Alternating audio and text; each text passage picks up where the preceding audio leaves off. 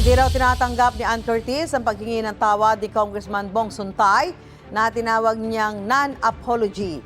Sa personal na pahayag ng aktres, sinabi niyang vulgar at sexualized ang paggamit ni Suntay sa kanyang pangalan ng walang paalam, sa maling konteksto at walang respeto. Nakaupuan niya si Suntay sa posisyong pinasusweldo ng kagaya niyang taxpayer. Hindi raw dapat ginagawang props ni Suntay ang kababaihan sa kanyang komentaryo. Nanawagan si Ann sa House Ethics Committee na huwag palampasin ang ginawa ng kongresista. Pinag-aaralan na raw ng aktres ang lahat ng legal na hakbang.